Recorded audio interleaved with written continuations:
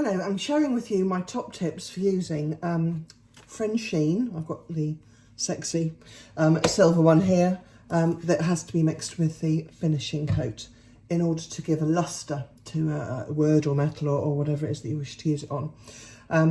I've used a teaspoon of this, the Frencheen silver powder, and it is just like silver powder. It's got a little seal on top, but as you can see on the inside, it is just powder.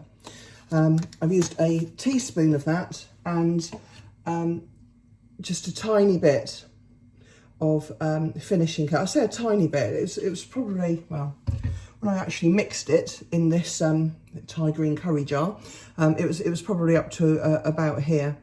And all I did was put the teaspoon in, add the Frenchic finishing coat on top, and give it a good whiz round.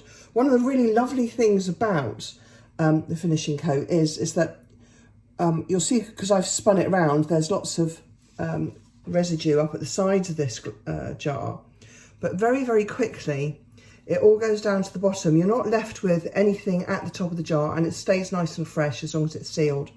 So that's what I'm using, and I'm using it because in my kitchen I've got something like 35 handles, and replacing them is really expensive. I really hate the ones I've got. They probably cost a lot at the time, but I am no fan. Here we go. See what I mean? It's all a little bit, these aren't real, these are rigid, so that's what it looks like.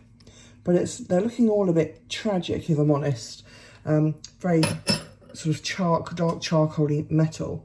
And when I've used the Sexy Silver Frencheen finishing coat, a couple of coats, and they look like this. Now, it's done nothing about the shape, so but I hate them a bit less. Maybe it's because I've invested a bit of time in them, but I do hate them a little bit less, and they just look a little bit fresher than the very, very dull matte metal ones. So all I did was, let me get it for you. I've got a very small brush, and I know that Frenchic do have their own brushes. They're probably better than this one, but I don't have any of them handy.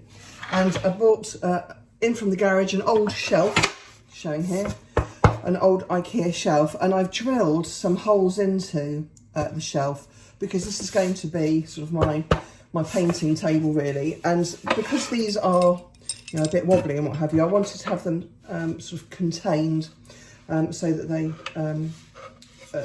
didn't sort of run around the kitchen while I was trying to paint them. And this is what I've done. I actually put them on the board and I paint them on the board. And it's very, very easy to paint them. Let me get you can see that it's all starting to run down. Not an ounce of this is wasted as a result, and that's really nice. I only ever put a tiny, tiny bit, I don't know if you can see it, it's so tiny actually. I only put a tiny, tiny bit on the top of my brush at a time. And when they're on the board, this is probably going to be quite hard to demonstrate because the camera's stood up. But we're on the board. It's very, very easy to paint them. It's almost like it's a tiny bit of a wash on top of them.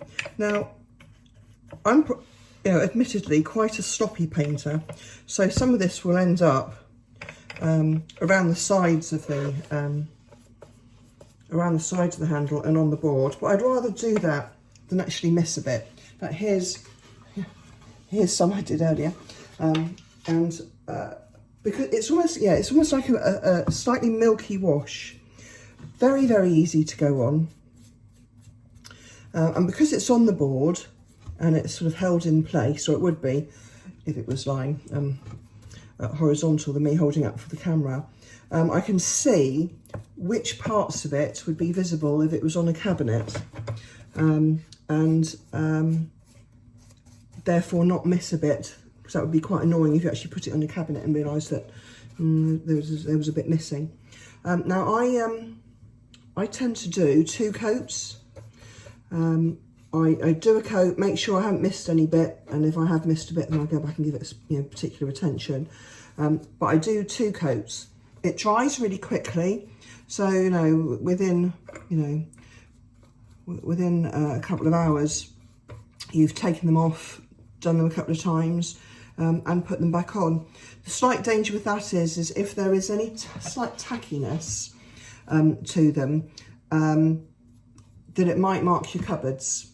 So if you are going, you know, if that's the sort of tackiness left on the back, might be a good plan to leave it just a while longer.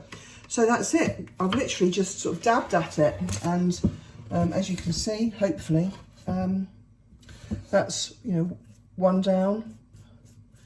Quite a lot more to go, unfortunately, but that's my top tip for an easy way to paint your handles with Frenchic and Frensheen. There hadn't been a video like this on YouTube, so I just thought I'd load it up in case anybody else finds my top tips handy. And now to get to this rusty one. Bye.